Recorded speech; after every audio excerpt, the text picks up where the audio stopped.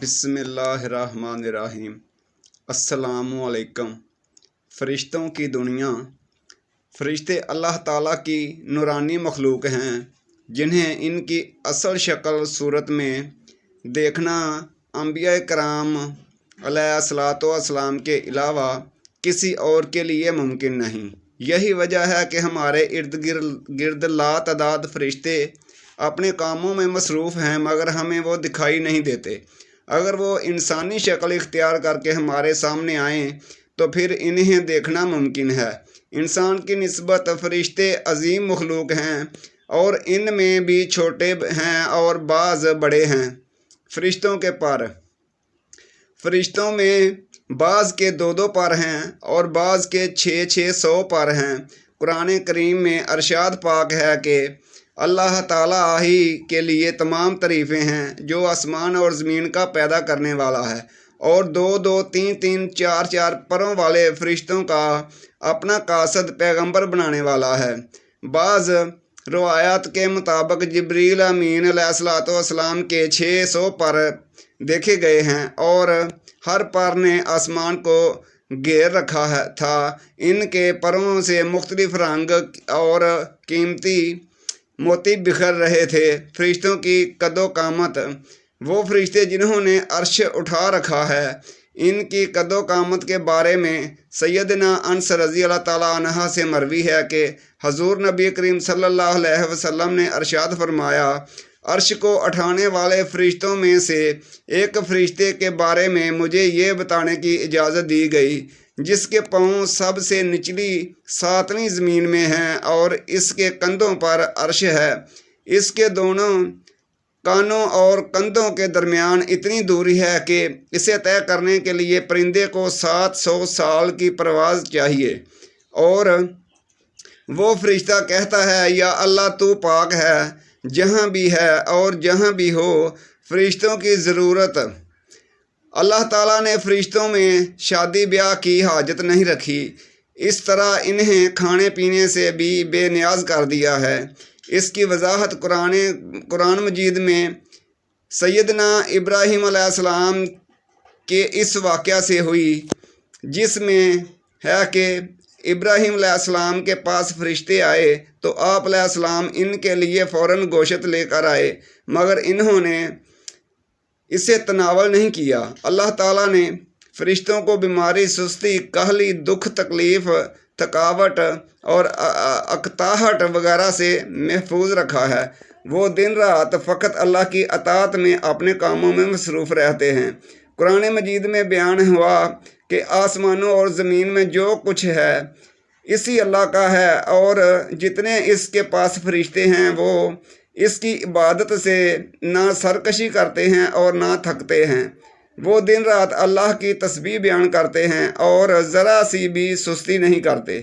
فرشتے تقریباً عام طور پر آسمانوں میں رہتے ہیں جو صرف اللہ کے حکم سے مختلف کاموں کے لیے زمین پر اترتے ہیں اور پھر واپس آسمان پر چلے جاتے ہیں۔ قرآن مجید میں ایک اور مقام پر خود فرشتوں کی یہ بات مذکور ہے، ہم تیرے رب کے حکم کے بغیر نہیں اترتے۔ فرشتوں کی تعداد کتنی ہے اس کے بارے میں کوئی تفصیل نہیں ملتی کیونکہ اللہ تعالیٰ کا فرمان ہے، تیرے رب کے لشکروں کو اس کے سوا اور کوئی نہیں جانتا۔ بعض حدیث میں معلوم ہوتا ہے کہ فرشتوں کی تعداد بہت زیادہ ہے، بلکہ اندازہ ہوتا ہے کہ انسانوں اور جنوں سے بھی ان کی تعداد زیادہ ہے۔ سیدنا ابو ذر رضی اللہ تعالیٰ عنہ سے مروی ہے کہ اللہ کے رسول صلی اللہ علیہ وسلم نے فرمایا، آسمانوں میں کہیں 4 انگلیاں جگہ بھی ایسی نہیں جہاں کوئی نہ کوئی فرشتہ سجدہ ریز نہ ہو۔ سیدنا عبداللہ بن مسعود رضی اللہ تعالیٰ عنہ سے مروی ہے کہ اللہ کے رسول صلی اللہ علیہ وسلم نے فرمایا، قیامت کے روز جہنم کو اس حال میں لایا جائے گا کہ اس کی 70 لگامیں ہوں گی اور ہر لگام کے ساتھ 70,000 فرشتے ہوں گے جو اسے کھینچ کر لا رہے ہوں گے۔ فرشتوں کی ایک اہم خاصیت یہ بھی ہے کہ وہ اللہ تعالیٰ کے حکم سے اپنی شکل و صورت کے علاوہ کوئی اور صورت بھی اختیار کر سکتے ہیں۔ یہ صورت کسی ایسے انسان کی بھی ہو سکتی ہے جسے دیکھنے والے پہچان لیں۔ انسانوں کے علاوہ کسی اور جاندار کی صورت اختیار کرنے کی فرشتوں کو طاقت ہے یا نہیں، اس کے بارے میں قرآن و سنت میں کوئی صراحت یا ذکر نہیں ملتا۔ البتہ ان کی انسانی شکل اختیار کرنے کی واقعات ضرور ملتے ہیں، جن سے یہ اندازہ ہوتا ہے کہ فرشتے اللہ تعالیٰ کے حکم سے دیگر شکلیں بھی اختیار کر سکتے ہیں۔ سیدنا ابراہیم علیہ السلام کے پاس فرشتے انسانی شکل میں آئے اور ابراہیم علیہ السلام ان فرشتوں کو پہچان نہ پائے۔ پھر فرشتوں کے بتانے پر آپ علیہ السلام کو معلوم ہوا کہ یہ انسان نہیں ہیں بلکہ فرشتے ہیں۔ سیدہ مریم علیہ السلام کے پاس جبریل امین علیہ السلام انسانی شکل میں تشریف لائے تھے، اور جبریل امین علیہ السلام سوائے وہ 2 مرتبہ کے ہر مرتبہ نبی کریم صلی اللہ علیہ وآلہ وسلم کے پاس انسانی شکل میں تشریف لائے۔ فرشتوں کی طاقت۔ اللہ تعالیٰ نے فرشتوں کو انسانوں اور جنوں سے کئی گنا زیادہ قوت و طاقت عطا کر رکھی ہے۔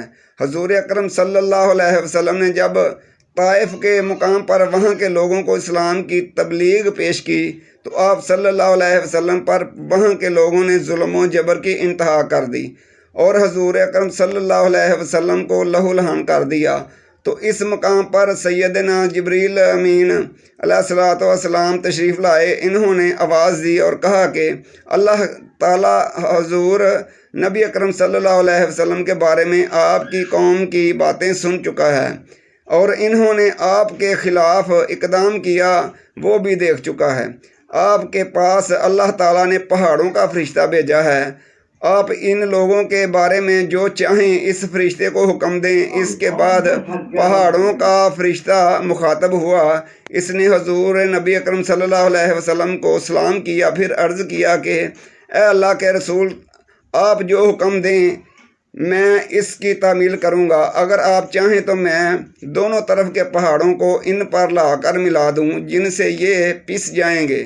اسی طرح جبریل امین علیہ السلام کی قوت و طاقت کے بارے میں قرآن مجید میں ہے، انہیں حضور نبی اکرم صلی اللہ علیہ وسلم کو زبردست طاقت والے فرشتوں نے سکھایا ہے جو زوراور ہیں۔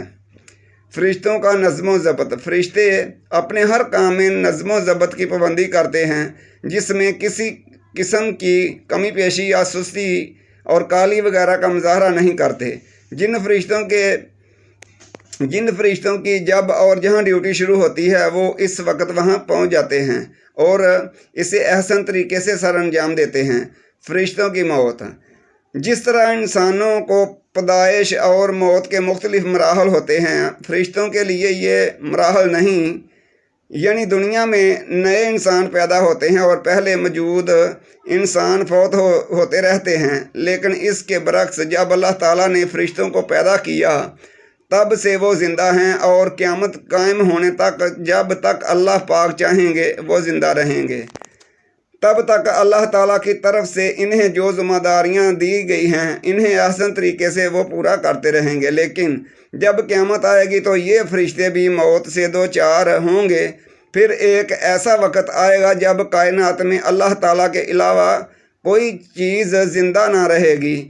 اسی صورتحال کو قرآن مجید میں اس طرح بیان کیا گیا ہے، زمین پر جو ہیں سب فنا ہونے والے ہیں، صرف تیرے رب کی ذات جو عظمت اور عزت والی ہے وہی باقی رہ جائے گی۔ اسی طرح ایک اور مقام پر ارشاد ہوا کہ ہر نفس کو مرنا ہے۔